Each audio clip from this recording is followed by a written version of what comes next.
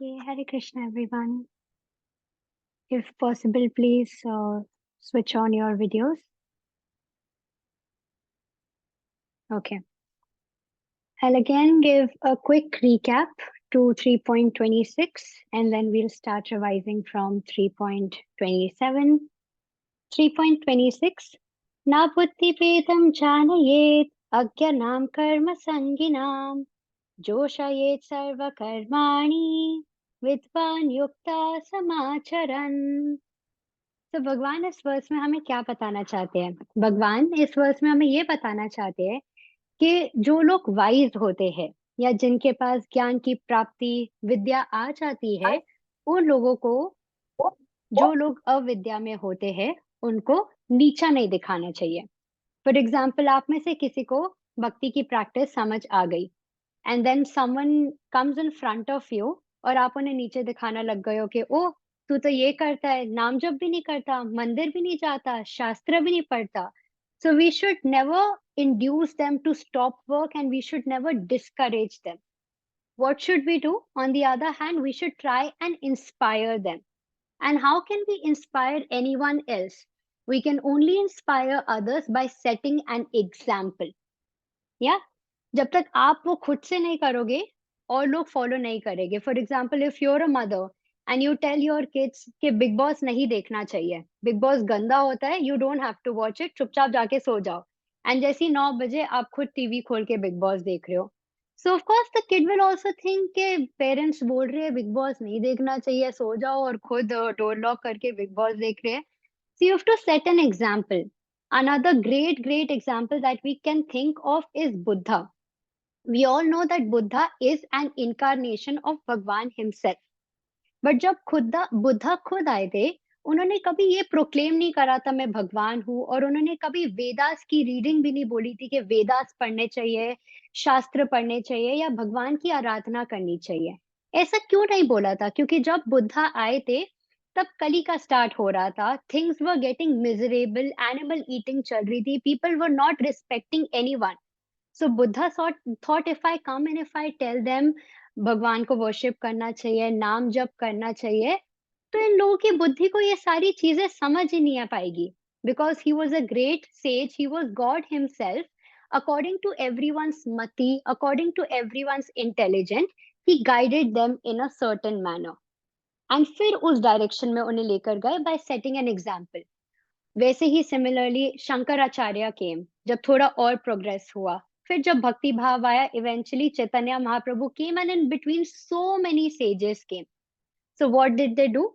They were enlightened souls and they performed their duties and others got inspired by that. Instead of Buddha coming and saying, oh Mehak Sakhi, aap to ye bhi nahi karte ho, kitne bekar soul ho. Instead of, you know, नीचा दिखाने के, he set an example, others got inspired and then they started walking on such paths. So with great power comes great responsibility and you should use those powers wisely. ये हमने 3.26 में पढ़ा था. Now coming to 3.27, प्रकृते क्रियमाणानि गुणैः कर्माणि सर्वशः अहंकार विमूढ़ात्मा कर्ता हम इति मन्यते. इस वर्स में हमें ये समझ आता है कि जितनी भी हम एक्टिविटीज परफॉर्म करते हैं, they all are carried by the 3 modes of material nature. What are those 3 modes of material nature? Sattva, Rajas and Tamas. The mode of goodness, the mode of passion and the mode of ignorance. जितनी भी activities होती है are carried by these 3 modes. अब जब एक इंसान ignorance में होता है या अविद्या में होता है, he thinks that the soul is performing all the activities. और ऐसा क्यों लगता है सोल को? Because of false identification. The soul starts thinking, I am doing everything. I am achieving, I am earning, I am a mother. So because of that false identification, the soul thinks, I am the doer. If I ask you a question, do you have to try and breathe? Or do you have to make your digestive system work कि आज वरुण प्रभु सोचते हैं मैंने dinner कर लिया, 10 बज गए, अब ब्रीथ करने की कोशिश करते हैं, अब डाइजेस्टिव सिस्टम को स्टार्ट करने का टाइम आ गया है। नहीं, ये सारी चीजें ऑटो पायलट पे ऑटोमेटिकली चल रही है। बट ऑटोमेटिकली कैसे चल रही है? These are working by the modes of the material nature. So Krishna अभी अर्जुन को बताते हैं that it is not the soul doing. For example, if I ask you does the body walk, you will say yes, the body walks, but are you the body? No. Does the mind think? You will say yes, the mind thinks, but are you the mind? No. So हमें क्या समझना है? जैसे एक transparent tube होती है, the transparent tube in itself is colorless, right? It's transparent, but उसके आगे अगर मैं रेड कलर का पेंट लगा दूं और आपके सामने वो ट्यूब को रख दूं और पूछो कि कौन से कलर की ट्यूब है, so will you say transparent or red? Red, right? So that red is the ahankar or the false identification. हमारा soul in itself is very pure and very transparent. But जब उसमें red colour लग जाता है तो हम falsely identify करने लग जाते हैं and we start thinking that we are the doer of everything. तो ये कौन फॉल्स आइडेंटिफिकेशन बनाता है? The ahankar within us which makes us believe that I am doing. For example, आप सपना देख रहे हो और आपके सपने में कोई आपका हाथ काट रहा है। जब तक आप उस सपने से उठोगे नहीं, आपको समझ नहीं आएगा। As soon as you wake up from your dream, you will realize, oh, my hand is actually fine. I was dreaming, and that's why मुझे लग रहा था मेरा हाथ कट रहा है। So इस false identification की वजह से हमें लगने लग जाता है that we are the doers. So for example, हमारे लाइफ में कभी भी दुख आता है या सुख आता है, सिमिलरली सोल को लगने लग जाता है कि मैं फील कर रहा हूँ, आज मेरे साथ कुछ बहुत अच्छा हुआ, then the soul becomes very happy, या कुछ बहुत बुरा हुआ तो दुख। सो सोल को ऐसे लगता है because of that false identification और because of that ahankar that I am doing everything. But in this situation, we have to understand that Krishna is the one who's providing us with all the energy.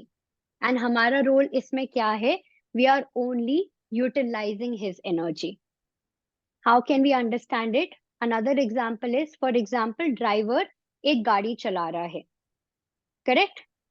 He is the one who's driving the car in accordance to his desire. अगर कल को उस गाड़ी से कोई accident हो जाता है, so the driver goes to the court and says मेरी कोई गलती नहीं है, टायर की गलती है। एवरीवन विल स्टार्ट लाफिंग कि टायर की कैसे गलती है? नहीं नहीं, टायर ने एक्सीडेंट करा है, मैं तो सही से चला रहा था। नो, द सोल और the driver will be held responsible for it. Netaji, can you mute yourself? Yes. Yeah. So in this verse, we have to understand that Krishna is the one who is giving all the power. We all have heard this famous saying that बिना भगवान की मर्जी के तो पत्ता भी नहीं हिलता। बट हमारे पास इस सिचुएशन में बस इतनी पावर है कि हम कृष्णा की एनर्जी को कैसे यूटिलाइज करें। फॉर एग्जाम्पल, आपको टाइम मिल रहा है 1 घंटे का, आपके पास फ्री विल होगा क्या आप उस 1 घंटे में कौन बनेगा करोड़पति देखो, या इस क्लास में आके सत्संग में बैठ के भगवान का चैंट करो, नाम करो। That is the only free will we have. But कल को हम ये नहीं बोल सकते अरे भगवान की कृपा पड़ेगी तभी भक्ति करेंगे, भगवान की कृपा पड़ेगी तभी हम उनका नाम ले पाएंगे। So we can't start acting careless and then blame it all on Bhagwan कि जब वो चाहेंगे ना तब मैं करूंगा, जब वो चाहेंगे तब मैं Friday to Friday Gita class में आऊंगा, अभी टाइम है, अभी मे भी भगवान ही नहीं चाहते मैं करूं।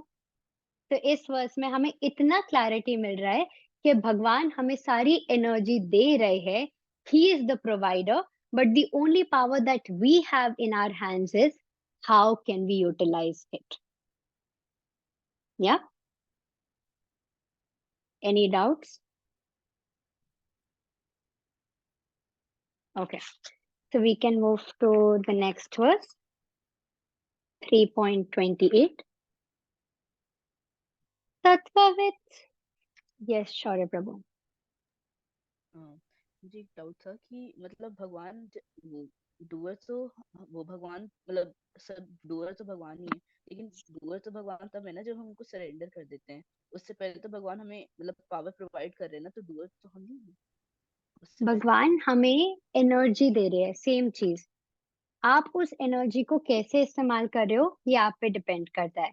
For example same question Shalini सखी ने भी लास्ट क्लास पूछा था कि अगर कोई गलत काम कर दे और फिर ये बोले कि मेरी तो कोई गलती नहीं थी, भगवान हमें वो एनर्जी दे रहे। कल को आप जाके किसी का मर्डर कर देते हो, so what does God do? He is keeping a note of all the actions that you are performing. If you're performing good actions, he makes a note of it and you come one step closer to him. But अगर आप ये सब बोल दो कि मैं तो कुछ कर नहीं रहा हूँ, सब प्रकृति मुझसे करा रही है, and you start doing all the wrong things इस नाम पे, then Krishna is making a note of those things also. That's why the famous thing saying what goes around comes around. So माना कि भगवान हमें सारी एनर्जी दे रहे हैं, बट अगेन हमारे पास इतना फ्री विल है कि हम उस एनर्जी का कैसे इस्तेमाल करें. कल को आप कुछ गलत करने को जा रहे होते हो, अंदर से एक आवाज आती है ना कि शौर्य मत करिए. This will not take you closer to Krishna, this will take me away from Krishna. So that is the Paramatma signaling us from inside and guiding us constantly in the form of Chaitya Guru. सो हमारे पास उतना free will है कि हम भगवान की energy को कैसे इस्तेमाल करें. So correct, he is taking care of everything, but it depends on you as to how you utilise his energy. Same कि आपको पता है कि कल आपका एग्जाम है और आपके पास बस 2 घंटे है. अब आप पे निर्भर करता है कि आप एग्जाम के लिए पढ़ो या बाहर जाके फुटबॉल खेलो. ये तो नहीं बोल सकते ना भगवान ही तो कंट्रोल कर रहे हैं और मैं फुटबॉल खेलने चले जाता हूँ. नहीं, आपके पास उतना फ्री विल है to make a decision if you want to play football और if you want to study. And if you study, you will get good marks and you will achieve the desired goal. Similarly, we can apply the same thing in bhakti. जितना समय हम नाम जप में डालेंगे, उनको glorify करने में डालेंगे, साधु संग में डालेंगे, we'll come one step closer to him. So इतना फ्री विल भगवान ने दिया हुआ है. That's his merciful nature. Mataji, if you want to add anything. No, I was saying that since this is a revision class, we should go a little faster and we can make a note of all the questions. Maybe they will get answered by the end of this class because, there are other things which Samarth Prabhu will also cover. So, Shaurya, most probably you'll get your answer. If not, please hold on to your questions and we'll take them. Okay. We come to text 28.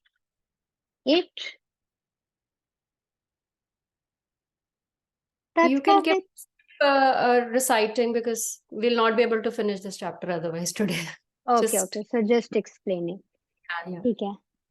Text 28 में अब भगवान हमें contrast करके बता रहे हैं. भगवान उन इंसानों की बात करेंगे जिनको ये ज्ञान समझ आ गया है. जिनको ये ज्ञान समझ आ गया है, they can differentiate between what is right and what is wrong. For example, if I ask you, do you see things as they are? अभी तो हम लोग को क्या लगता है, this is my mother, this is my father, this is my daughter. Why? Because हम सब लोगों को बॉडीली रिलेशन से कनेक्ट करते हैं. बट जैसे हमारी नॉलेज थोड़ी और डीपन होती है, we start realising that everyone is just the part and parcel of Bhagwan. और ये नॉलेज हमारे पास कैसे आती है? शास्त्रों से आती है, जो हमें ज्ञान देती है डिफरेंशिएट करने का between what is right and what is wrong. जैसे हमारे Hanuman ji, very famous saying, he says, Siya Ram मैं सब जग जानी, करहु प्रणाम जोरी जुग पानी. हनुमान जी बोलते हैं कि मुझे हर मनुष्य में बस राम और सीता दिखते हैं. तो ये तत्वविद लोग, जो महालोग होते हैं, दे कैन डिफरेंशिएट एंड उनको समझ आ जाता है कि यहाँ पे बस गुण गुण से खेल रहे हैं और उनका खुद का कोई वो नहीं है. सिमिलरली माता जी ने हमें एक एग्जाम्पल दिया था. If there was a certain kind of agarbatti जिसको मंदिर में जलाते ही उन्हें अचानक से सर दर्द होने लग जाता था. अब जिसने ये वर्ड समझ लिया, वो समझ रहा है दैट इट इज द अगरबत्ती प्लेइंग विद द ऑब्जेक्ट. तो उसको वो चीज पर्सनली अफेक्ट नहीं करेगी कि हमारे सामने जितनी भी चीजें हो रही है वो गुण गुण से खेल रही है. We start understanding that the pulling and pushing of the modes of nature is constantly going. And हम समझ लेते हैं we can separate our true identity with the false identity. And इसे भी हमने क्लास में एग्जाम्पल से समझा था.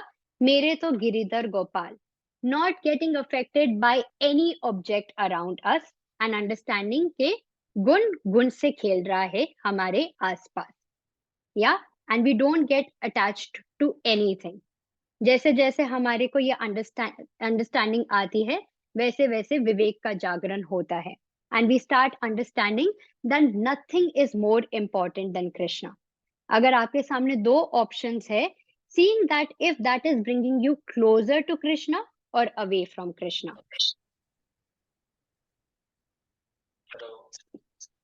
Can everyone mute themselves?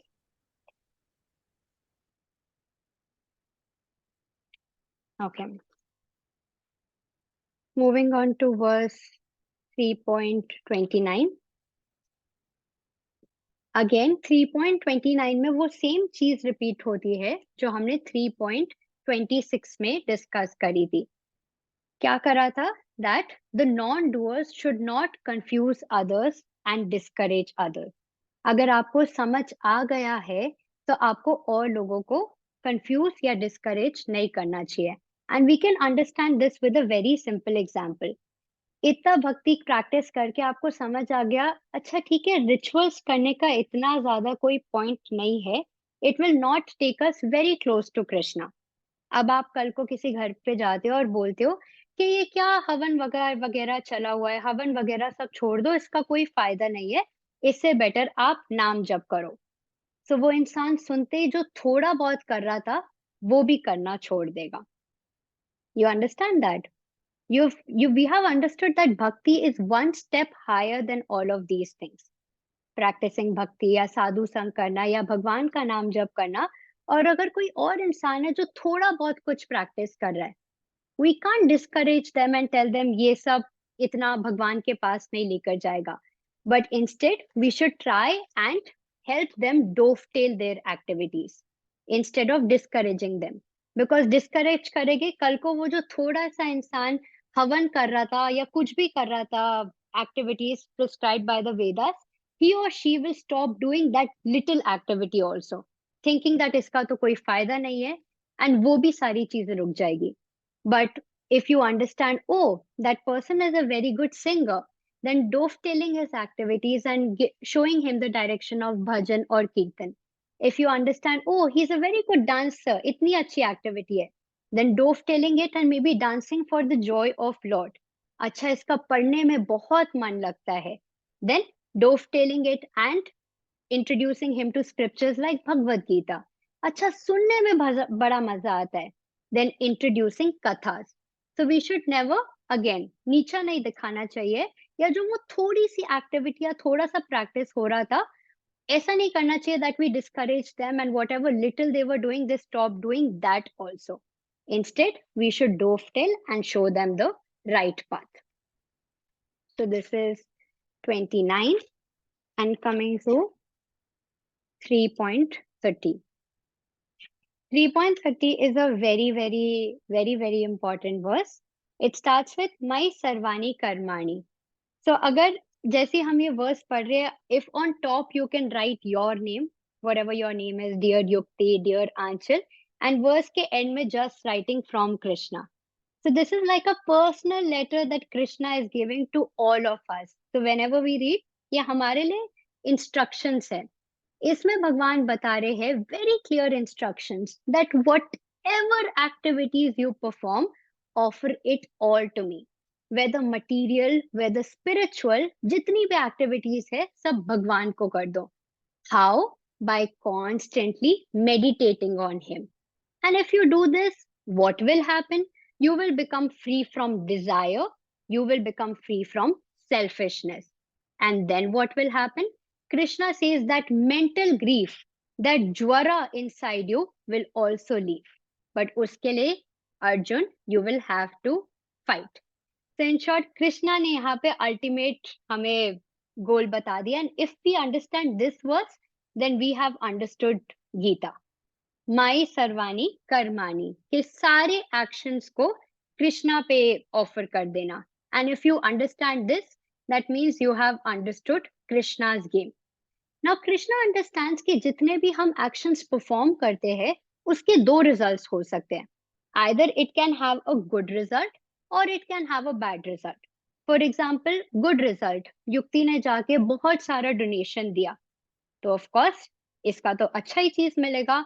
And for example, Anmol goals and किसी की चीजें चोरी कर लेता है, तो उसका बुरा रिजल्ट मिलेगा. तो जितने भी, please don't take it personally, I am sorry, but understanding that all of our actions can either have good results और बैड रिजल्ट्स. बट भगवान यहाँ पे बोल रहे हैं कि आप जितने भी एक्शंस को परफॉर्म करते हो उसको यज्ञ की तरह परफॉर्म करो. फॉर एग्जाम्पल, आपके सामने फायर है, आप फायर पे पेपर डालो तब भी वो बर्न होगा, आप वुड डालो तब भी बर्न होगा, आप किसी डेड बॉडी को डाल दो तब भी बर्न होगा. Fire remains the same no matter what you put, वो सब नष्ट हो जाता है. वैसे ही कृष्णा बोलते हैं, जितने भी एक्शंस आप परफॉर्म करते हो, do it as a sacrifice so that it all gets burnt. And if it gets burnt, then you will not get bind in the karmic reaction. और अगर आप उस साइकिल में नहीं फंसोगे, then what will happen? You will end up coming back to me. Similarly, माता जी ने class में example दिया था, उनके पास 2 भगवत गीता की कॉपी है और वो एक कॉपी को युक्ति सखी को दे देती है और पूरे टाइम ये सोच रही है कि ओ युक्ति सखी बहुत जल्दी जल्दी पेज पलट रही है, तेज तेज स्क्रिबल कर रही है. So Krishna again reminds us, perform all your activities but do not get attached to it. If you get attached to it, then you will only get bind by it. और ये भी नहीं करना कि कल को हमारे साथ कुछ बुरा हो जाता है. For example, I get diagnosed with cancer and then I come and tell कि मैं तो 3 साल से भक्ति प्रैक्टिस कर रही हूँ, मैं तो 20 माला जपती हूँ, भगवान ने मेरे साथ ऐसा क्यों करा. Remembering that whatever he does is so that we can come one step closer to us. हम लोग में इतनी बुद्धि नहीं है कि हम डिफरेंशिएट कर पाए between what is right and what is wrong. Same पुनरपि जननम पुनरपि मरणम पुनरपि जना जी जठरे शयनम.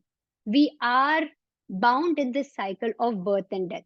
हम जन्म लेते हैं, हम मरते हैं, and again we come back to our mother's womb. But what is the solution? How to get out of this cycle? By taking the Sharan of Murari, by taking the shelter of Krishna. So here he's saying that perform all your activities according to your quality. जैसे आप में quality है, ब्राह्मण की, क्षत्रिय की, वैश्य की, शूद्र की, and discharge everything to me. Perform and discharge everything to Krishna so that you don't get bind in the actions. अब ये नहीं बोल सकते कि कल को मैंने जाके कुछ गलत कर दिया, ओ मैं इसको मार देती हूँ और मैं इसको ऑफर कर दूंगी भगवान को. No, remembering and doing everything according to our prescribed duties. So this was 3.30. Then comes our next verse, 3.31. इसमें बताया जा रहा है that those who abide by Krishna's teaching with faith and free from envy, उनका क्या होता है. यहाँ पे Krishna, in short, he is giving his mat, he is giving his opinion, and this is also coming out of his humbleness, that we should give and offer everything to Krishna. And everything actually belongs already to Krishna. हम ये नहीं बोल सकते कि मैं ये थोड़ा सा काम कर देती हूँ and I will offer it to Krishna. We have to remember that originally everything, every little material possession or spiritual possession, it already belongs to Krishna.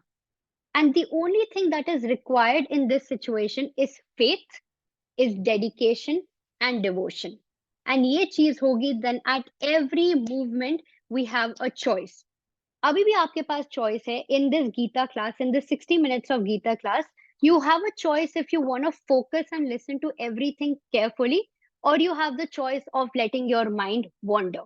तो अगेन भगवान हमें इतना चॉइस देते हैं, इतना फ्री विल देते हैं, but here he is saying that you should do everything with faith, dedication and devotion, so that you can come close to me with Shraddha and with Anuviyanta, free from दोष दर्शन, किसी पे दोष दर्शन नहीं निकालने. Similarly हमारे तुलसीदास जी भी बोलते हैं, हिमते अनल प्रकट बरु होई, विमुख राम सुख पाव न कोई. That fire may be created from ice. सुनने में कितना अटपटा लगता है कि फायर आइस से कैसे क्रिएट हो सकती है. तुलसीदास जी से the impossible may become possible, but separated from God or separated from Krishna, no one can be happy. And ये भी कृष्णा हमें अपना मत दे रहे हैं, हमें अपना ओपिनियन दे रहे हैं that without me you cannot be happy. ये जो लिंक भगवान के साथ टूट गया है, we have to try and relink it and unite ourselves with Krishna, and that is what is the true meaning of योग. तो यहाँ पे कृष्णा हमें अपना मत दे रहे हैं और हमें अपना ओपिनियन दे रहे हैं. And in short, it's a promise that if you follow these things, then you will come back to me. Coming to verse 32. 32 भगवान हमें बताते हैं फ्लॉ. किस चीज का फ्लॉ? अब भगवान उन लोगों के बारे में बता रहे हैं जो कृष्णा कॉन्शियसनेस को फॉलो नहीं करते हैं, या वो लोग जो प्रिस्क्राइब ड्यूटीज को फॉलो नहीं करते हैं. What happens to them? Krishna here is saying very clearly that they bring their own ruin. वो अपने आप को खुद ही तबाह कर देते हैं. अब this is at your own risk if you continue to follow the teachings of Krishna, or if you want to invite your own ruin. Yeah, for example, कितने लोग होते हैं जो बोलते हैं हमें कैसे पता गीता रियल है या नहीं, हमें कैसे पता नाम जब से हम भगवान के पास जाएंगे या नहीं, हमें कैसे पता. So कृष्णा यहाँ पे बता रहे हैं that to find the truth you will have to follow the process, and for this process faith is the most important ingredient. जैसे क्या आप खीर को दूध के बिना बना सकते हो? कितनी अटपटी चीज है. How will you make kheer out of milk? That is the main ingredient. Similarly, faith is the most essential ingredient to follow the teachings of Krishna. And हम लोग के पास हमारे मटेरियल वर्ल्ड में भी कितना फेथ होता है. फॉर एग्जाम्पल, आप बाल कटवाने जाते हो, the barber brings the scissors this close to your eyes, तब भी फेथ होता है ना. तब हम ये सोचते हैं कि अगर उसने कैंची हमारे आंख में डाल दी तो, या बाहर का खाना खाने जा रहे हो तो उतना फेथ तो होता है ना कि हमें क्या पता सबवे वाले ने इसमें इंजेक्शन डाल दिया हो. Even in our material world we have that much faith, जबकि हम we come in contact with people we don't even know. So Krishna is saying to achieve this path and to come close to me, you will have to have faith. But आज के जमाने में जैसे हमने class में discuss करा था, people only have faith in fashionable things. जो भी फैशन में चल रहा है, ओ faith, अगर तुम्हारा बॉयफ्रेंड गर्लफ्रेंड होगा तभी तुम लाइफ में खुश होगे. So having faith in अगर ड्रग्स करेगे, स्मोक करेगे तभी खुश होगे. So these are the fashionable faiths. तो यहाँ पे भगवान बता रहे हैं that whichever process we follow, we get the results accordingly. और भगवान ने हमें पूरा बता दिया कि हम उनके पास कैसे आ सकते हैं. Then 33 and 34 we can do together. 33 and 34 में भगवान हमें बताते हैं कि हम सब में एक नेचुरल इंक्लिनेशन होता है. और वो नेचुरल इंक्लिनेशन क्या होता है? It is a result of our thoughts, our actions, our background, our past lifetime and our present lifetime. इस सब को मिला के हम सबका inclination बनता है. And the profession that we choose for ourselves should be on the basis of this inclination. And अगर हमारा profession इस inclination पे basis पे होता है, that makes it very comfortable for us, and then our work becomes our play. It no longer feels like work. So यहाँ पे भगवान हमें बता रहे that we can practice spirituality in a very comfortable spirit. या हमें for example एक बच्चा है, वो जाके अपनी मम्मा को बोलता है that I don't want to study, and the mother says no, you will have to study. If you don't study, then you will become useless, you will not get a job, you will not earn money. So इस situation में that little child is a slave of his mind. But जैसे जैसे हम mature होते हैं, जैसे जैसे हम बड़े होते हैं, हम समझते हैं that our likes and our dislikes are a part of the duty. जैसे जो भी आपका प्रोफेशन है, there are so many things that you like and there are so many things you don't like, but you learn to tolerate. Matra sparshasthu kaunteya shitoshna sukha dukkada agamapayano nityas tam titikshasva bharata. That you've understood that this is my particular duty. A lot of good things will come, that is the rak, we will get attached to it, and a lot of bad things will also come, that is dvesh, unlikable things, and I will get detached to it. But all of these things are a part of my duty. So Bhagwan यहाँ पे बताते हैं that spirituality means we start shedding our likes and our dislikes that are coming from lower nature, and we start understanding that there's a higher nature, there is God consciousness, and then we perform all our duties with all our heart.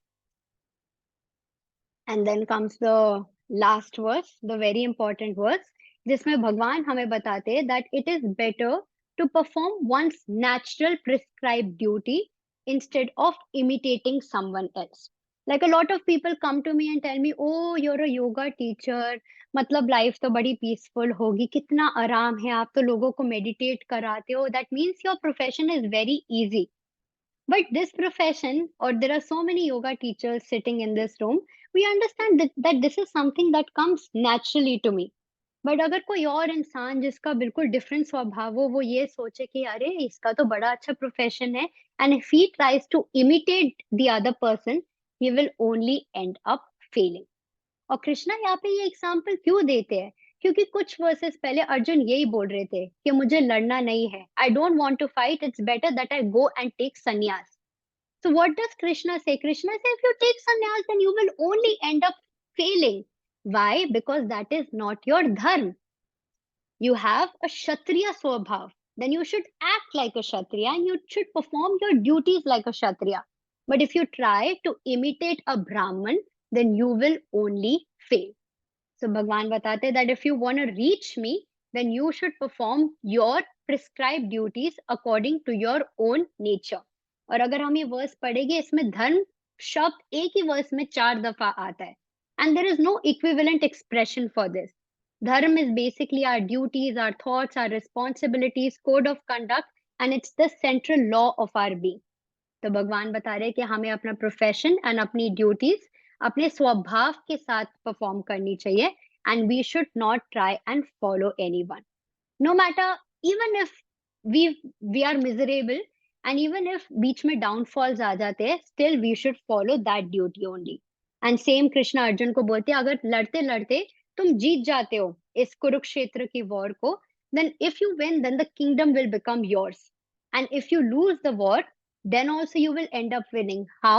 Because you will get the heavenly planets just because you fought while performing your dharma. So यहाँ पे भगवान clearly बता रहे that हमें अपनी duties अपने धर्म के हिसाब से follow करनी चाहिए। ब्राह्मण को ब्राह्मण के हिसाब से, क्षत्रिय को क्षत्रिय के हिसाब से, वैश्य को वैश्य के हिसाब से, शूद्र को शूद्र के हिसाब से। And इसके बाद अब next verse आएगा wherein Smart Prabhu will take over, because Arjun एक और क्वेश्चन पूछते कि ये क्या टेंडेंसी है जो हमें सिंफुल एक्शंस कराने को फोर्स करती है, और कभी कभार ऐसा लगता है कि जो हम बुरे काम कर रहे हैं वो अंदर से ही कोई हमें करवा रहा है। And that's smart Prabhu will explain that. Thank you so much, Sakhi. Can you make the other account the host of me? So, Hare Krishna, everyone. Happy Parents' Day of Advaitacharya. And I think I have only about 20 odd minutes to cover these 8 very, very, very deep verses. So I don't know to what capacity I'll be able to share. But okay, I also have a little visual ताकि हमारा process थोड़ा speed up हो जाए. Yeah. So 36 verse में Arjun representing all of us. Yeah.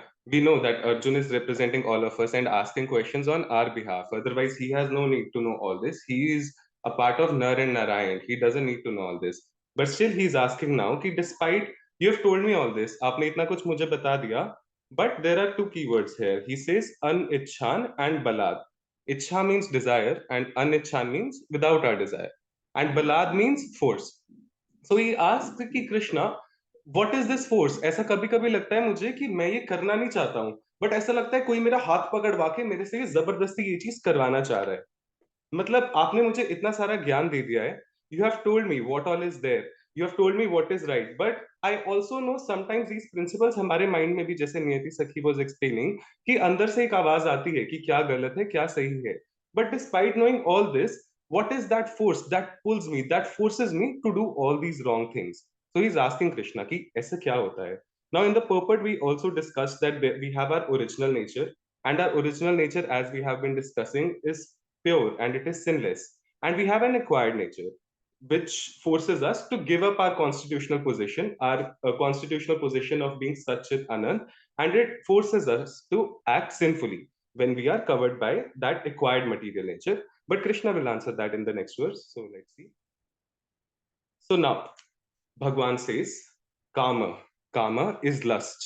And lust, not to be confused just with that gross lust. Kama is desire here. He's saying that it is desire that ultimately leads to krodha or wrath, which rises from anger. And where is this formed? He says, Rajaguna Samadbhuva. It is more born from the mode of passion. When we mix our nature with the mode of passion, जब हम रजोगुण में mix हो जाते हैं, then this kamna arises. Yeah. And he says mahashano, it is all devouring and it is verinam, it is our greatest enemy. So here Krishna clearly states that it is kam that is born when we are in contact with material mode of passion. That is our greatest enemy, Arjun. It is verinam and it destroys us. So originally, as a soul, we are pure. We are situated in our constitutional position of being Satchit Anand. Eternally, we are in eternal bliss. But when we come in this mode of passion, we are ruined. Just as Shaurya Prabhu gave this very simple and very beautiful example, which struck with me, that when a raindrop leaves the clouds, it is pure. It is purer than any form of water that exists. But as soon as it touches the ground, वो मैली हो जाती है, right?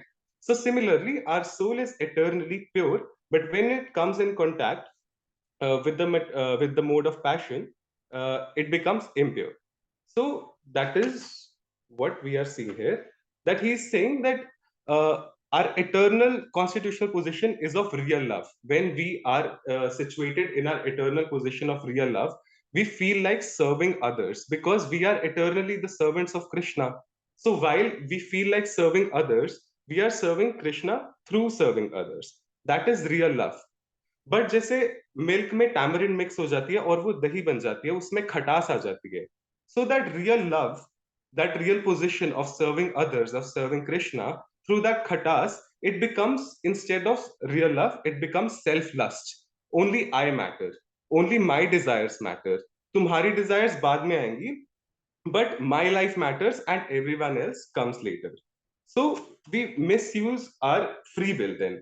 As Niyati Sakhi very well explained, that we have a free will of doing something. We can take a very simple example. Say there is a man who is happily married in his late 40s, having a very smooth life, a good job, everything, wife, kids, all settled. Now that man encounters a woman in his office one day and is attracted to her. He just has that attraction towards her, but he does nothing about it.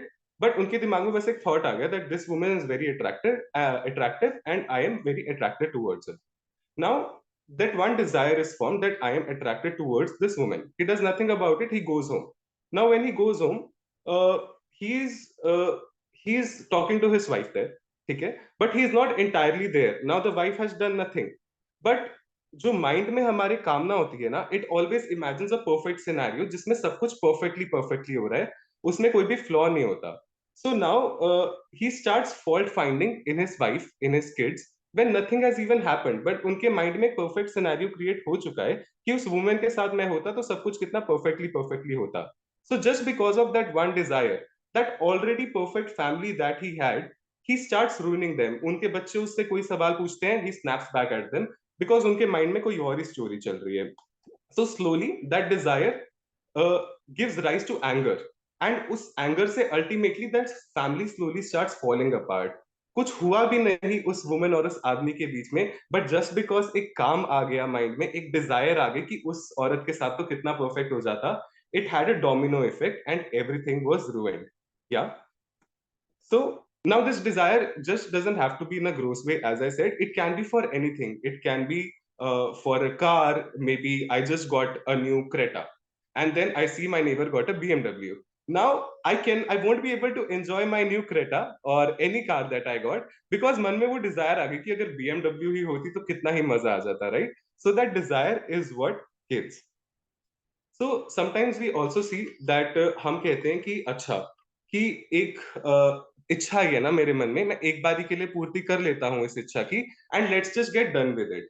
एक बार मैंने इस इच्छा की पूर्ति कर ली, उसके बाद मैं कृष्णा की भक्ति में लग जाऊंगा कि एक ही लाइफ मिली है और मेरे को भी एक ही डिजायर आया है. मैं तो हमेशा कृष्णा की भक्ति करता रहता हूँ, पर इतने टाइम बाद मुझे एक डिजायर आया है, मैं उसकी पूर्ति कर लेता हूँ और वापस से भक्ति करने में लग जाऊंगा. But as we have read time and again that it is like a fire. You will keep adding ghee and the fire will never be satiated no matter what. So it is endless. We put ghee fire mein once, fire usse kam nahi ho jati. Fire in fact it rises more, yeah, and it engulfs us. So wo ek bari ke liye bhi desire ki purti is enough to consume us entirely. Now we also discussed about how when this anger rises, we can spiritualize that anger, and we discussed how Hanumanji spiritualized his anger to burn Lanka down, yeah, or how Arjun channelized his anger to take down the Kaurav army. But as neophytes, we also learned in Nectar of Instructions that Krodh Vegam is very, very dangerous. We won't be able to spiritualize our anger as easily if we are not in close contact with Krishna, if we are not regular with our Nam Jap. So we have to try कि हम उस stage तक पहुंचे ही ना जहां पे हमें अपने क्रोध को स्पिरिचुअलाइज करना पड़े. We have to just stop it at the level of desire only. या yes, and all these desires that come, we have to dovetail them and we have to engage our senses in different ways, but we'll read about them again in the next verse. Yes. So in verse 38, so here we will discuss the different layers of this process of falling down in a way, yeah? Or what are the stages that we encounter while dealing with this lust. So we have understood that lust is our very naam. It is our greatest enemy. Now when an enemy attacks, it always has a strategy. यार पहले मैं left से attack करूंगा, फिर second stage में multiple tools भेजूंगा, third stage में tank भेजूंगा. So similarly, this very naam lust also has different stages. So we'll see how lust attacks us and how we can shelter them through multiple ways according to the stage that we are at. So the first stage, as we can see, is of fire and smoke.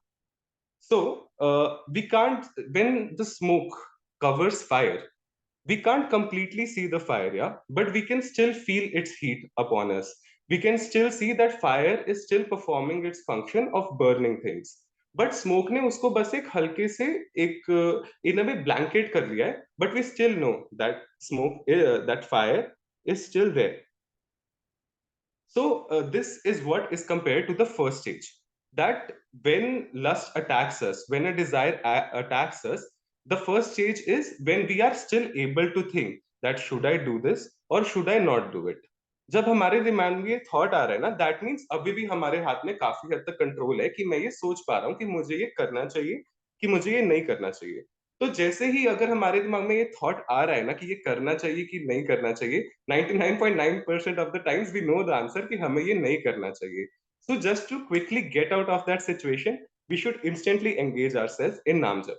Instantly वो thought को ही दिमाग से निकाल दो and we'll engage ourselves in the thought of Krishna. We'll engage ourselves in नाम जप so that this first stage is easily controlled. Okay, this is the first stage that Maya attacks us, or the first degree. Now the second stage is as if a mirror is covered by dust. So अब हम smoke को तो फूक मार के हटा सकते हैं, we just do and वो smoke आसपास से हट जाएगी. So नाम जप is that easy. या बट अगर शीशे पे हमने गाड़ी को 10 दिन से नहीं धोया है और गाड़ी ऐसे ही खड़ी है, तो उस पर फूक मार के तो शीशा साफ नहीं होगा, right? We have to put a little effort and wipe it of.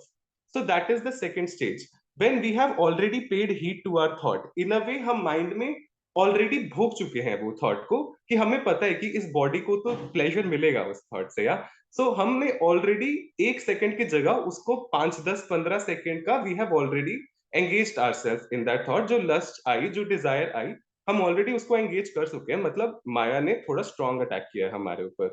तो अब इतना इजीली वो वाइप ऑफ नहीं होगा, हम उसको फूक मार के सिर्फ हटा नहीं सकते हैं, we need more effort. So okay, yeah, so that is what we have to see, that when this second stage arises, we have to immediately, कोई भी हमारे आसपास senior है, we have some senior devotee with us, we have a friend who is senior in this part to us, we have to immediately go to them. We have to have a confident, जिनके पास हम जाएं, उन्हें बताएं कि ये situation है, and for sure they will help us no matter what, and they will wipe off this thought from our head, just like they will clean this mirror. Yeah, so that is the second stage in which the Maya has attacked. Now the third stage is when we can see that the fetus, जो baby होता है womb में, it is covered by a thick layer. जो baby है, it cannot stretch its legs, it cannot move its body, it cannot turn, it is completely dependent on the outside for all its bodily functions. Yeah. So similarly, this third stage is also कि अब no matter what, I have to do this. मेरे mind में इतनी ज्यादा वो कामना बढ़ चुकी है कि अब मेरे को हो रहा है कि अब तो मैं ये करके ही रहूंगा, कुछ भी हो जाए। और as Mataji told us कि it is the tanmay stage that we have become one with the lust. We are the lust. हम ऐसे कितने सारे इंसिडेंट्स देखते हैं when people even plead guilty in the court, they say कि मैं तो एसिड नहीं फेंकना चाहता था उस पे, बट पता नहीं मेरे अंदर क्या आया कि मैंने फेंक दिया। We are no more human in a way now. We have become the embodiment of lust itself. So this stage is very difficult because as we can see, we cannot move, we cannot stretch our legs, we are like the baby trapped in a womb. हम कुछ नहीं कर सकते हैं। तो इस stage में we have to immediately go to our spiritual master. We have to seek the blessings of our guru. We have to seek the sangha of our guru and tell them that this is what is happening to us. हमें इस stage में ये जज नहीं करना है कि मेरे दिमाग में तो ये कितना पथेटिक थॉट आ गया है, मैं अपने गुरु महाराज को बताऊंगा तो वो मेरे बारे में क्या सोचेंगे। No, Guru Maharaj is the solution and going to your spiritual master is the only solution. Because अब अगर गुरु महाराज के पास नहीं गए तो ये लाइफ ही खत्म हो जाएगी। We might perform an activity in which this human life that we have got after so many yonia and we have got bhakti of all the things, वो ruin हो जाएगी and we don't know next when we will get a human life, next when Krishna will grant us bhakti. तो immediately without considering कि मेरे बारे में कोई क्या सोचेगा, अगर गुरु महाराज नहीं है तो we immediately have to enter a mandali of bhaktas. या वहां पे जहाँ पे नाम कीर्तन चल रहा है, जहाँ पे संगत चल रही है, जहाँ पे there are a lot of devotees, we have to instantly engage ourselves in the company of them. So we also read this example of Dhanur Das ji, who was saved by Ramanujacharya. But I think for now we can skip it because of the essence of the time. But maybe we can discuss it some other time. It's a beautiful example. Now then, so that we don't get confused by reading the purport, what Prabhupada also explains in the purport is there are 5 stages of consciousness. So the lowest is avrit. We have different consciousness. हम अपने आसपास देखते हैं, सब एक समान तो नहीं है ना। इंसान एक लेवल पे सोच सकते हैं, they have one level of consciousness. Animals एक लेवल पे सोच सकते हैं, they have some other level of consciousness. Trees को तो हम काट भी देते हैं, वो चूंचा कुछ नहीं करते, वो रोते नहीं है, प्लांट्स को उप्रूट कर देते हैं। So they have one level of consciousness, yeah. So we can compare all these consciousness also to the different layer of coverings that are there. So womb covered by embryo can be compared to trees. It is unconscious. It is called avrit or dead consciousness. Then we have sankuchit, which is like mirror covered with dust, which is of birds, aquatics, other animals. And then finally we have fire covered with smoke, which is human beings. And we have further isme 3 divisions. The most basic that we see apne samne is mukulit, which is the first stage of smoke and fire. We are human beings, and as Niyati Sakhi said, we have that free will. We can still choose to be Krishna conscious. We can come closer to Krishna. So that potential is there. हम फूक मार के नाम जप का हम उसको हटा सकते हैं, yeah. So that is the first potential stage.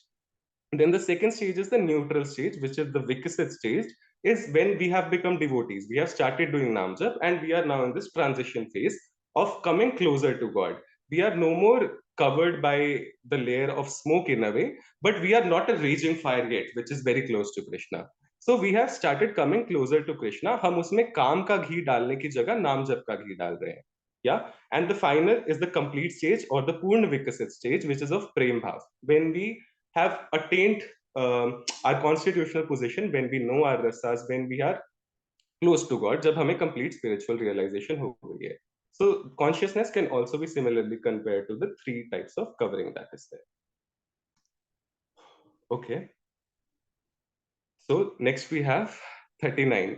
Mataji, should we do 39? It will, okay, we can do 39. You've covered quite a lot. Yeah, you can just give the whatever is mentioned in 39 and we can and wrap up those 3 verses together, 41. Yeah, that makes sense. Okay, so in 39, Bhagwan says, thus the wise living entities, pure consciousness becomes covered, just a second, covered by his eternal enemy in the form of lust, which is never satisfied and which burns like fire. So lust and desires will keep on coming, and it is just like the example that we are discussing कि lust आती जाएगी, कामना आती जाएगी, desires आती जाएंगी, and the more and more we keep fulfilling each and every single desire, it is just like fuel that we are adding to it. हम देखते हैं कि हम किसी को कहते हैं कि ये कितना कामी पुरुष है, या ये कितना एंग्री रहता है हर टाइम, या ये हर टाइम कितना लस्टी रहता है, because that person is constantly fueling their innate nature of being angry.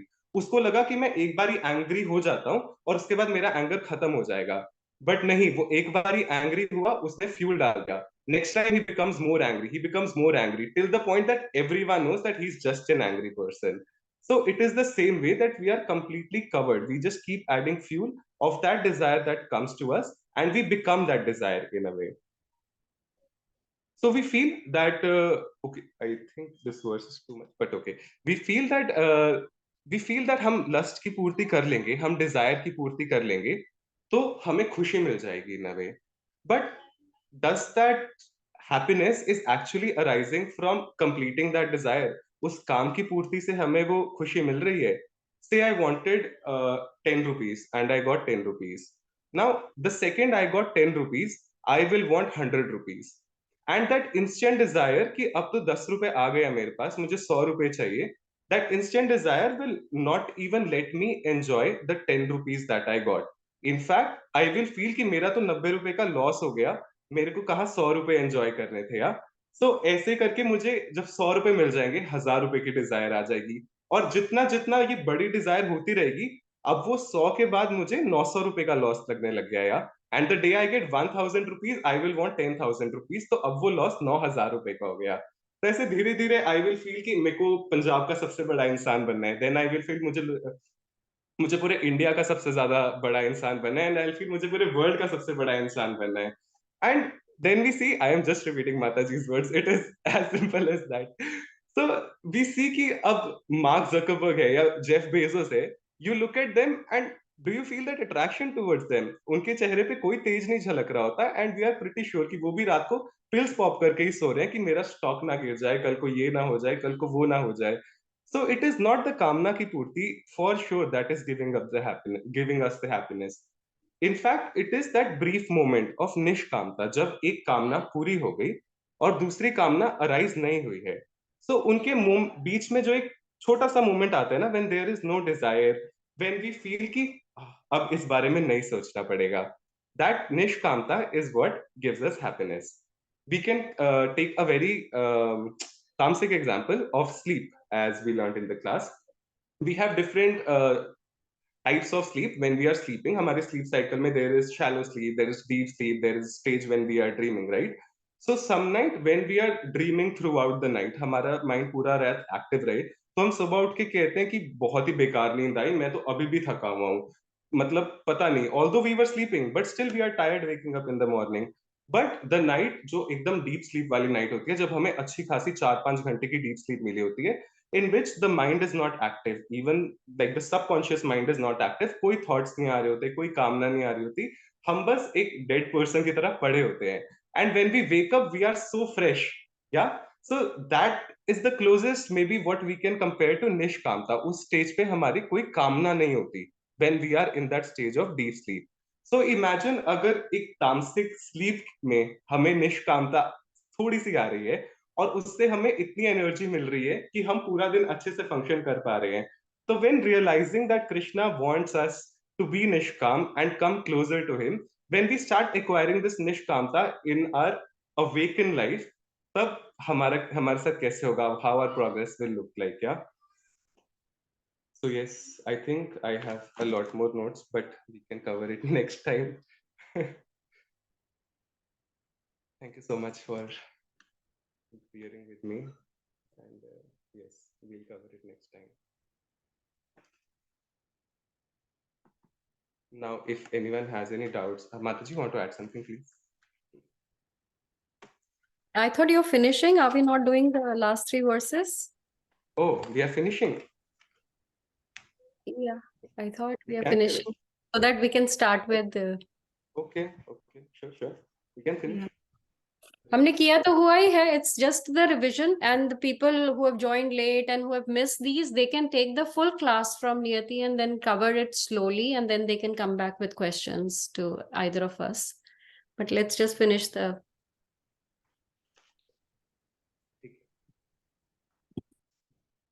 Okay, so here we were discussing that we feel that true happiness can come by completion of a desire. Yeah, but suppose आप imagine करो कि मैंने आपको एक fruit दिखाया and I'm saying that you can have this fruit and you will feel happy after eating it, but it is actually not the fruit itself, it is the reflection of that fruit in water. So you'll say कि ये तो खा के मुझे किसी भी तरह से हैप्पीनेस नहीं मिल रही, ना मेरा पेट भर रहा है, कुछ भी नहीं हो रहा. In fact I am just getting more agitated कि अब तो मुझे वो असली फ्रूट खाना ही है. So similarly this world is a perverted reflection of love. Love is reflected in the form of lust, and जो ये बीच में हल्का सा गैप रह जाता है when we are trying to complete this lust, that is where निष्कामता is. So the perverted Saki, do you have a doubt? Oh, no. Okay. So yeah, lust cannot be vanquished by just trying to complete it. It is like that brief moment. अगर किसी को torture करते हैं तो उसको पानी में बहुत देर तक submerge करके रखते हैं, and then you take them out for one brief second. So इच्छा की पूर्ति से जो सुख मिलता है, it is like that one brief second जब आप पानी से बाहर हो, 1 सेकंड में सांस आया and वापस flash, you are again submerged into that इच्छा. So it is constantly just after you. So that is what lust is. It is the ignorance of our real identity. When we are not, when we are ignorant कि हम तो eternally सच्चित आनंद है ना, जो हम अपने आप को complete करना चाह रहे हैं कि मेरे को ये partner मिल जाए and the two of us are complete together, या फिर मेरे को ये गाड़ी मिल जाए उससे मेरा status सबसे ऊपर बन जाएगा. So that completion that we are looking for is actually because we are ignorant of our real identity. Our real identity में तो we are constantly Satchitanand, we don't need anything else. But just because of that ignorance, we are constantly here and there. Now, the 40th verse. The senses, the mind, and the intelligence are the sitting places of lust. Through them, lust covers the real knowledge of living entity and bewilders him. तो भगवान already nose कि अर्जुन का पिछले chapter की तरह question आएगा कि बैठता कैसे है, उठता कैसे है, रहता कैसे है. So he is already ahead में आंसरिंग कि what is the address of this very नाम, what is, where does lust reside. So here we did this, he answers that lust resides in the senses, mind and intelligence. Now, to understand senses, mind, and intelligence, we covered this beautiful analogy of a chariot. So this chariot is like our body, and this field is like the object of senses. We'll cover it एक एक करके. So अब जो horses हैं यहाँ पे, you can see there is eyes, nose, ears, touch, skin और tongue, right? So these horses are the senses, and जब ये इस object of senses पे भाग रहे हैं, उनको बहुत अच्छी घास मिल गई है, they just want to go here and there. So the senses constantly want कि वो ये भी, आंखें चाहती हैं कि वो बहुत सुंदर देख लें, नाक चाहती है कि वो बहुत अच्छा सूंघ ले, कान चाहते हैं कि वो बहुत ही अच्छा म्यूजिक सुन ले, the touch wants to feel pleasure all the time. Yeah, so the senses constantly want to be engaged all the time around them in a very beautiful manner. Then जो यहाँ पे reins हैं, जो लगाम है, that is the mind. So the mind controls the senses. When now the mind, as we learn later also, it is superior to the senses. Mind is basically controlling the senses. When the senses see something, they get infatuated. घोड़ों को कुछ दिखा, वो infatuate हो गए, उनको उस तरफ जाना है. तो वो ऐसे लगाम को नज करेंगे, वो माइंड को बोलेंगे कि उस तरफ जाना है, I want to go towards that direction. Now this mind, this मन डिसीजंस नहीं बनाता, क्योंकि उसकी लगाम किसके हाथ में है? यहाँ पे लगाम is in the hands of intelligence. So this entire body, this chariot is our body, the horses are the senses, the reins are the mind, the driver of the chariot is intelligence, और ये जो पीछे डरा हुआ सा बैठा है ना, बिकॉज ये घोड़े कहीं भी जाए जा रहे हैं, that is our soul. Our soul is just the enjoyer of whatever is happening, enjoyer or the sufferer of whatever is happening on this chariot. ये chariot जहां भी जा रहा है, सोल बस डर के देख रहा है कि ये कहाँ जा रहा है, क्योंकि हमारे सेंसेस अभी मटीरियली एंगेज्ड है, हमारी बॉडी अभी मटीरियली एंगेज्ड है. Now this intelligence makes all the decision. Till the intelligence does not allow, nothing can happen. Yeah. So now there is something hidden in this verse that we have to establish ourselves, that it is actually the ego or the ahankar which is controlling the intelligence. तो in a way अगर हम देख रहे हैं, ये जो chariot driver है, ये पूरा का पूरा ड्राइवर तो इंटेलिजेंस है, पर इस इंटेलिजेंस का जो माइंड है, जो एक्चुअली में कंट्रोल कर रहा है, दैट इज द ईगो और अहंकार that we situate ourselves in. तो अब ये ईगो को हमने वो मटेरियल वाला ईगो नहीं समझ लेना है कि आई एम द बेस्ट वाला. We can have two kinds of ego. We can either have a true ego, which is a Krishna conscious ego, कि I am the eternal servant of Krishna, I am eternally a part of Krishna, I am eternally a loving soul. That is situating ourselves in the true ego. And then we can also, what we are generally, we situate ourselves in the false ego, कि I am this body and then I want to enjoy whatever these senses want to enjoy. मैं ये enjoy करूंगा तो मुझे बहुत ही ज्यादा मजा आ जाएगा. तो जो भी ये इंटेलिजेंस डिसाइड करती है बेस्ड ऑन हमारी उस मोमेंट पे ईगो क्या कह रही है. If we are situated in Krishna consciousness, एक मोमेंट पे सेंसेस एंगेज करना चाह रहे हैं, उनको बहुत ही अच्छा कहीं पे बिरयानी पड़ी हुई दिख गई, बट उस मोमेंट पे we are situated in our false ego कि छोड़ो क्या होता है, कोई नहीं देख रहा अभी मुझे, I will just eat it, मेरी बॉडी को, मेरी टंग को बहुत अच्छा लगेगा, so I just engage in that and I just eat it too, because I was situated in the false ego that I am this body and I will enjoy this. But at the same time, if I was situated in my true ego, कि मैं ये body नहीं हूं, जो भी pleasure मिलेगा इसको खा के वो मेरी बॉडी को मिलेगा, वो मुझे ट्रू सेंस में सोल को नहीं मिलेगा. इफ एनीथिंग, इसको खा के I will be pushed away from Krishna. So that is situation, that is situating ourselves in the true ego. So intelligence के पास पावर होती है, वो माइंड को नो बोल सकता है. हम देखते हैं कि चैरियट ड्राइवर जितना ज्यादा परफेक्ट होगा, घोड़े उतने ही अच्छे से भागेंगे, उतने ही एक दिशा में भागेंगे. पर जब चैरियट ड्राइवर ही वीक होगा तो वो रथ will go all over the place, it won't be able to fight anybody at all. और जो पीछे बैठा है रथ के ऊपर, हमारा सोल, वो इधर उधर डगमगाता रहेगा, वो डरता रहेगा. So we have to situate ourselves in a true Krishna consciousness, और जिससे हमें अपनी इंटेलिजेंस को पॉलिश करना है, ताकि हम हर टाइम अपनी ट्रू ईगो में सिचुएट रहे and make all the decisions accordingly. Because these senses cannot be trusted. As we read the example, we can compare each sense of how different animals behave. जैसे site है, हम देखते हैं मौत, रात को लैंप जल रहा होता है, वो उसके बीच में जाके बचता है and it just ends it life, because वो अपने सेंस ऑफ साइट पे कंप्लीटली डिपेंडेंट था. It wanted to engage its sight to the brightest source of light possible, उस चक्कर में लॉस्ट इट्स लाइफ. जो हनी भी होती है, वो लोटस की स्मेल से इतनी अट्रैक्ट होती है कि जब रात को लोटस बंद होता है, it still wants to enjoy that sense of smell, और लोटस बंद हो जाता है and the next morning it is dead. जब एलिफेंट्स को, पोचर्स को ट्रैप करना होता है, they take a female elephant और उसको टच के through they bring it to a ditch, and that's how the elephant, just because it wanted to engage in that touch, it is trapped.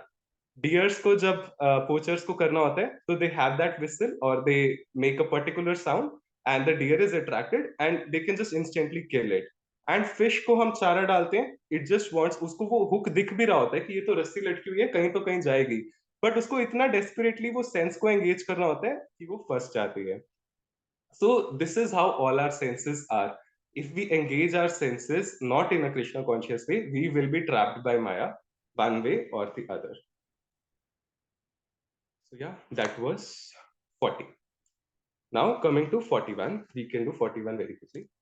So therefore, O Arjun, best of Bharatas, in the very beginning, curb this great symbol of sin, lust, by regulating the senses and slay this destroyer of knowledge and self-realization. So यहाँ पे भगवान कह रहे हैं कि there is something called ज्ञान, जो भगवान already हमें बहुत सारा दे चुके हैं. And then there is also something called विज्ञान और practical application. तो जैसे अर्जुन ने अभी हमसे पूछा था, कृष्णा से पूछा था ना कि ऐसा क्या है जिससे एकदम से मैं सब कुछ भूल जाता हूँ, मेरी विमूढ़ आत्मा एकदम विनाश काले विपरीत बुद्धि हो जाती है, and even though I don't want to do it, I still do it. So he यहाँ पे वही बताया कि ज्ञान थ्योरी होती है एंड विज्ञान प्रैक्टिकल होता है. So this lust destroys both ज्ञान एंड विज्ञान. So we know even after reading all this that we are really just trapped by this lust, but practically हमारे सामने जब भी कोई situation आती है, we are not able to regulate it. तो यहाँ पे वही कह रहे हैं कि we have to regulate our senses. We have to regulate our senses, and हमें अच्छे खासे 4 regulative principles दिए हुए हैं, which are very effective in controlling all of these things. अगर हम बस अच्छे से इन 4 regulative principles को ही follow कर लें, तो it will be a very smooth sailing. ऐसा नहीं है कि फिर भी अड़चनें नहीं आएंगी और मतलब एकदम ही हम कृष्णा के पास पहुंच जाएंगे just by following these. But still, जैसे Prabhupada also said, garbage in, garbage out. So we have to really see कि हम अपने senses को क्या feed कर रहे हैं, हम जो भी देख रहे हैं, हम जो भी सुन रहे हैं. Since we are spiritual seekers, जब हम नाम जप कर रहे होंगे, जब हम कीर्तन कर रहे होंगे, हमारे माइंड में constantly वो thoughts आते रहेंगे. So we have to really watch what we watch. हमें बहुत ध्यान से देखना है कि हमारे को हम फीड क्या कर रहे हैं, and if we regulate our senses और हम उनको डफेल करेंगे तो we will be able to smoothly come towards Krishna consciousness. And one thing we also have to watch कि देयर शुड बी दिस भाव ऑफ जलन हमारे अंदर आना चाहिए जब भी हम सेंसेस को एंगेज करते हैं, या ये थॉट आता है कि मैं ये काम की पूर्ति कर लेता हूं, तो हमारे अंदर वी शुड सी कि क्या हमारे अंदर वो फीलिंग आ रही है कि are we feeling that Krishna is our father, और हम कृष्णा से ये मांग रहे हैं, या फिर हम इतनी सी कामना की पूर्ति करना चाह रहे हैं. तो अगर अंदर वो हल्का सा पिंच हो रहा है ना कि कृष्णा के बच्चे होते हुए हम ये चीज की पूर्ति करना चाह रहे हैं, that means that we are going on the right path. It is a very simple check that we can see for all ourselves. Okay, so now 3.42 and 43, the most important verses. I hope I'm able to read my notes for this verse because they are a little all over the place. Now here Krishna is trying to tell us the order of hierarchy. As we had discussed, हमने chariot वाला example भी करा ना, सबसे आगे senses होते हैं और senses के नीचे पूरा रणभूमि होती है जिसमें वो घोड़े चल रहे होते हैं, पीछे लगाम होती है. या so here we are understanding the hierarchy that dull matter is सबसे नीचे. Let's just so dull matter is सबसे नीचे, उसके ऊपर आते हैं सेंसेस, उसके ऊपर आते हैं माइंड, उसके ऊपर आती है इंटेलिजेंस, एंड सबसे ऊपर is the soul which is the highest. So how exactly is this? सिर्फ बोलने से तो नहीं होगा. So senses are basically superior to the dull matter. Simple example, eyes can see this laptop that I'm looking at, but this laptop cannot look back at my eyes, right? Or the nose can smell the whatever khana my mummy is cooking, but that khana in return cannot smell my nose. So as simple as that, that senses are superior to dull matter. Now when we come to the next, mind is superior to the senses. So now senses are limited to one thing. Unlike Bhagwan, our single sense can only do one action at a time. Is it okay, Niyati? Oh, okay.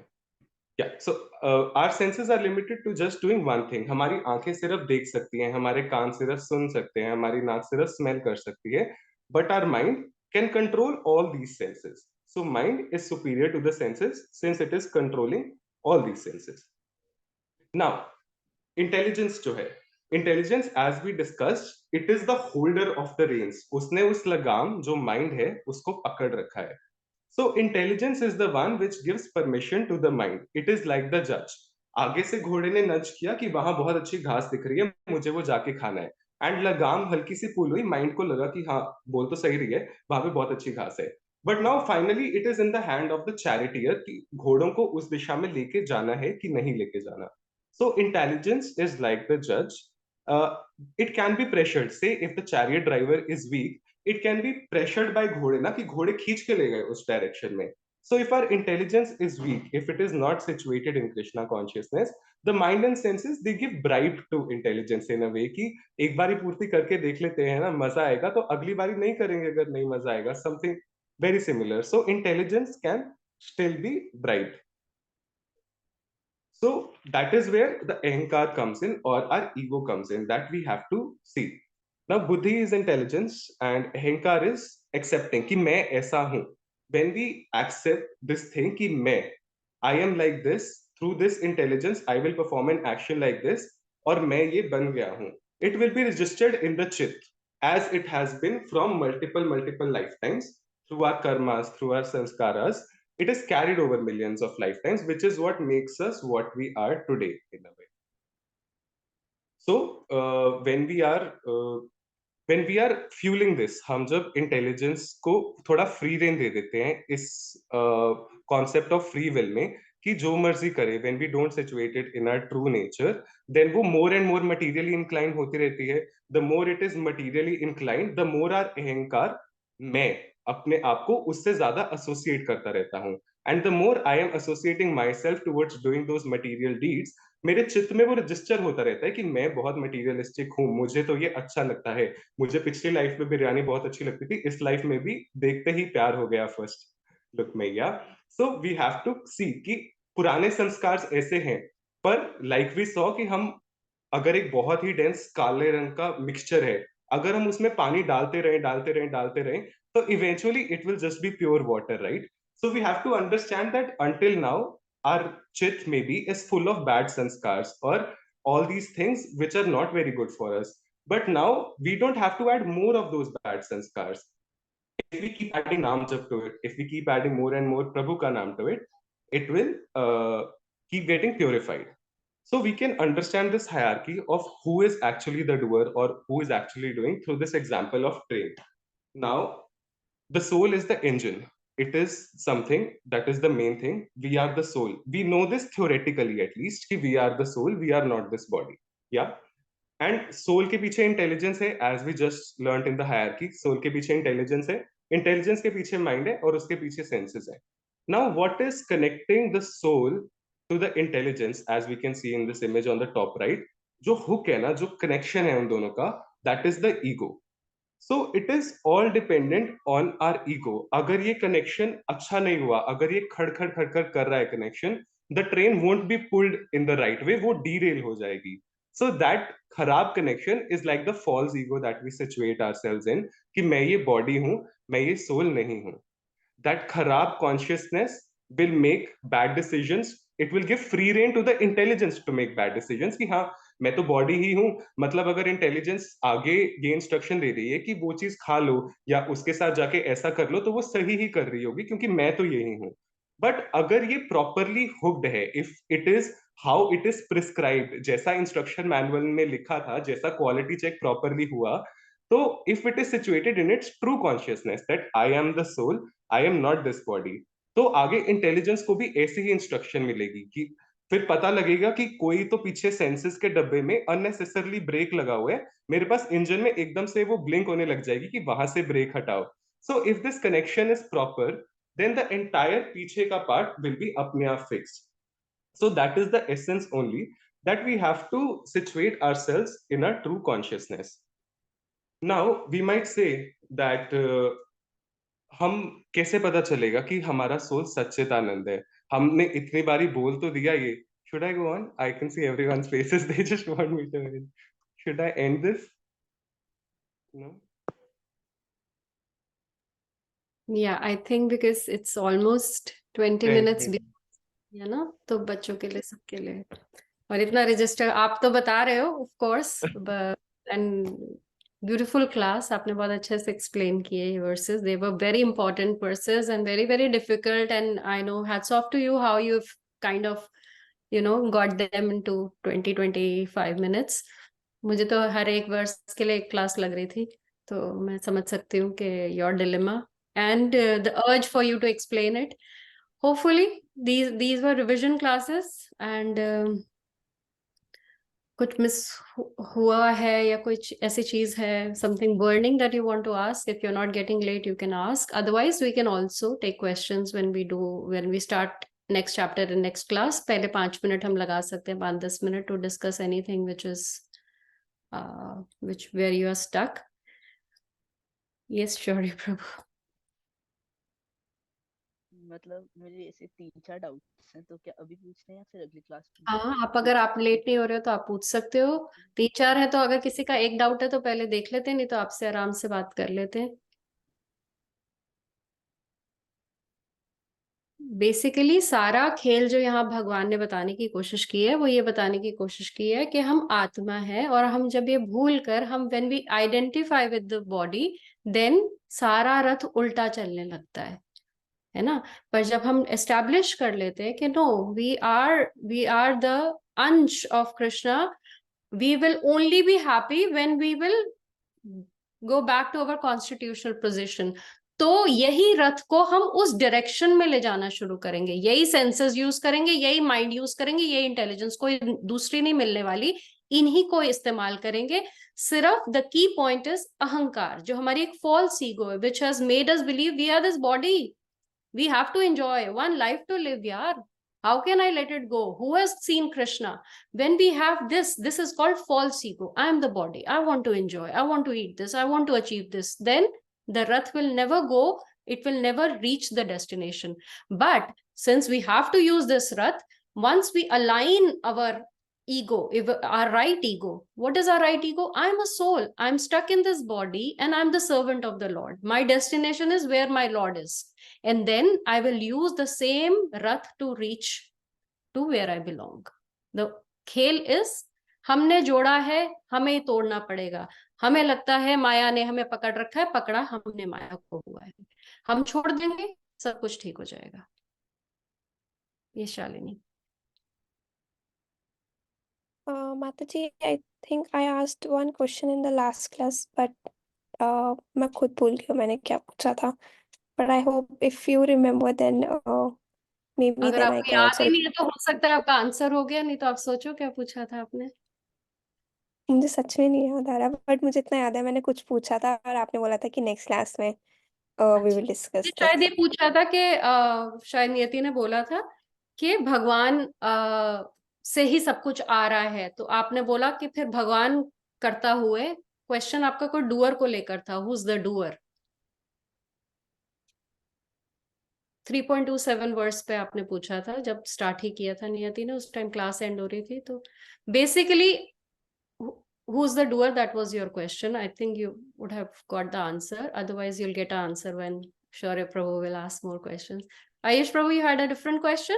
No, मेरे को question याद था. उनका question ये था कि अगर बुरा भी कर रहे हैं तो फिर भगवान के थ्रू ही हो रहा है, राइट? वो तो फिर how do we distinguish between the two things? Okay. So क्या समझ आया शालिनी आज आपको 3.27 दोबारा से सुन के? Who is doing it? मतलब clearly she explained it very well कि डूअर हमेशा, we are not the doer. वो हमारी ईगो होती है जो हमें ये सोचने पे मजबूर करते कि हम ही सब कुछ कर रहे हैं. But of course Krishna, he is the main doer, but that does not mean कि अगर कुछ हम गलत काम करें, लाइक किसी हट के मर्डर कर दिया किसी का, तो हम उसके बाद कोई भी अच्छा काम करने जा रहे हैं, कुछ भी ऐसा है, तो हम ये नहीं बोल सकते कि मुझसे भी मर्डर भी भगवान ने ही मुझसे करवाया है, वो ही तो सब कुछ करवाने हैं. तो ये चीज मतलब हम हर चीज का वो उनको नहीं दे सकते. ही इज द डूअर, बट जो भी गलत काम कर रहे हैं वो हमारे खुद के एक्शन से हो रहा है. एक एग्जाम्पल उन्होंने मर्डर वाला दिया था तो मुझे वो याद है, बट मेरा एक क्वेश्चन नहीं था, मतलब कुछ और था, maybe similar to this, but that was something else, थोड़ा सा डिफरेंट था. प्रकृति के 3 गुण हैं जिससे ये शरीर बना है, ठीक है?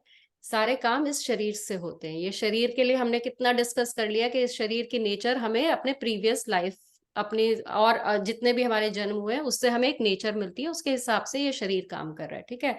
अब ये शरीर अपने आप में डल मैटर है. जब तक ये शरीर, जैसे ही इसमें से आत्मा निकल जाती है, हम शरीर को जला देते हैं ना, बोलते हैं बॉडी वहां पड़ी है, बॉडी है ना ये, है ना, पर काम क्या क्या कर रही है, ये बॉडी ही काम कर रही है। तो बात ये समझनी है कि जो इसके अंदर जब आत्मा आती है, तो एक्चुअली आत्मा इज द ट्रिगर कि ये बॉडी हरकत में आ जाती है।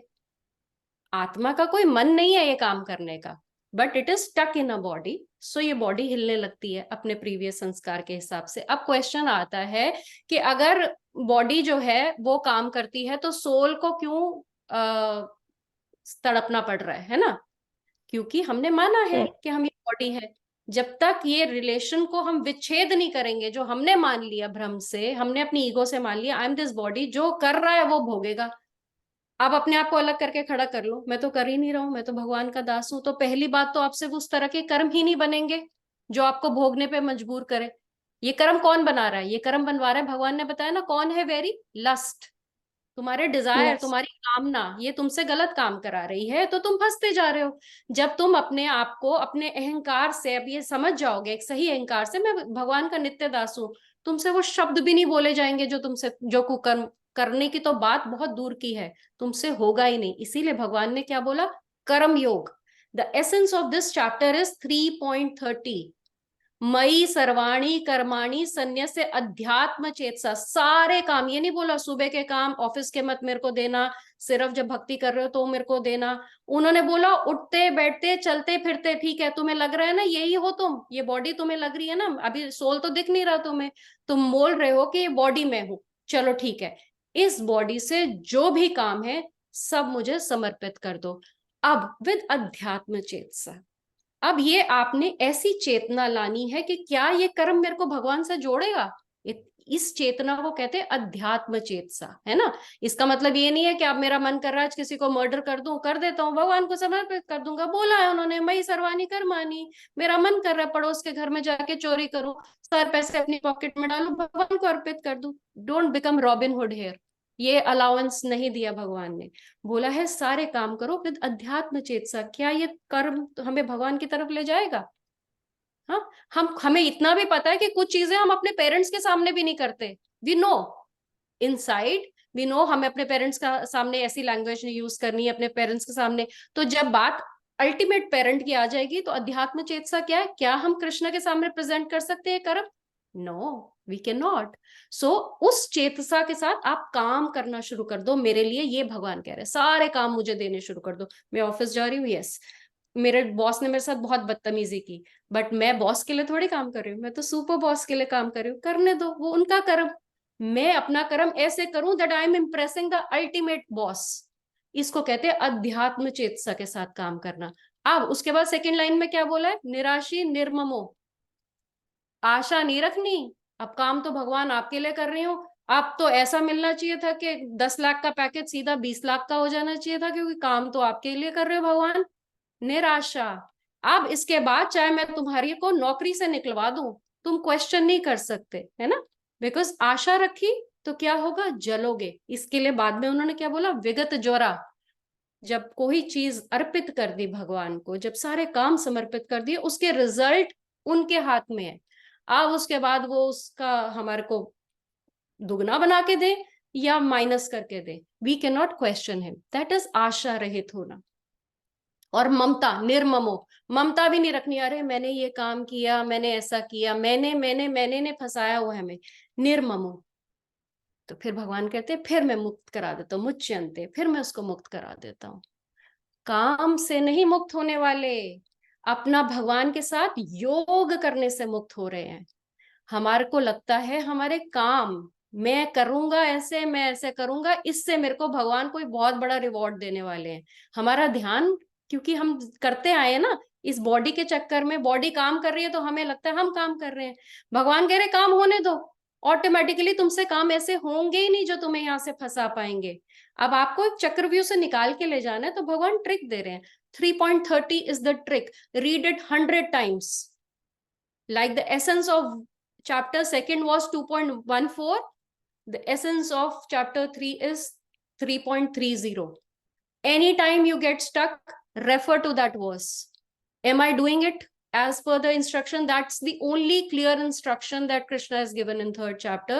बाकी सारी philosophy आपको समझाने के लिए थी कि आप कौन हो, पर असली में जो डायरेक्शन है, जो उसको भगवान ने 31-32 में क्या बोला, मेरा मत है ये. Look at the Lord. Lord कह रहे मेरी ओपिनियन है, देख लो, अगर मान लोगे तो ये हो जाएगा. 31 में बोला मान लोगे तो ये हो जाएगा, नहीं मानोगे तो 32 वाला हो जाएगा, फिर तो तुम नष्ट ही हो, है ना. उसके बाद उन्होंने सारा बता दिया कि हम कैसे फंसते हैं. हम प्रेम से बने हैं. प्रेम होता है देने में, काम होती है लेने में. कर हम रहे हैं कामना और सुख ढूंढने की कोशिश कर रहे हैं, वो हमें फंसा रहा है. हमारी जो नेचर है वो देने की है. जब हम देना शुरू कर देंगे तो हम फंसना बंद हो जाएंगे, हम सुख की अनुभूति करेंगे. जब तक हम लेने के चक्कर में रहेंगे हम कभी सुख नहीं हो सकते. इसीलिए भगवान ने बताया जो कामना है वो वैरी नाम है, हमारी सबसे बड़ा हमारा दुश्मन है. ये भगवान कह रहे हैं, ये किसी इंसान ने नहीं लिखी ये बुक, भगवान ने बोले हैं, ये उनके शब्द हैं, है ना. सो ये this is, I have tried to summarize it, but Shaurya Prabhu will still have Thank you, some. Mata. Yeah. Anybody who wants to leave can leave. I'm sorry, but we are very sorry that the session is delayed. But this was a very important chapter. I wanted to finish it today so that we can get on with the chapter 4. Abhi Bhagwan transcendental knowledge dene wale. Can we do the pranam? वंशकल्पतरुभ्यश्च कृपा सिन्धुभ्येव च पतितनां पावनेभ्यो वैष्णवेभ्यो नमो नमः. जय श्री कृष्ण चैतन्य प्रभु नित्यानंद श्री अद्वैत गदाधर श्रीवासादि श्री गौर भक्त वृंद. हरे कृष्ण कृष्ण कृष्ण हरे हरे, हरे राम राम राम हरे.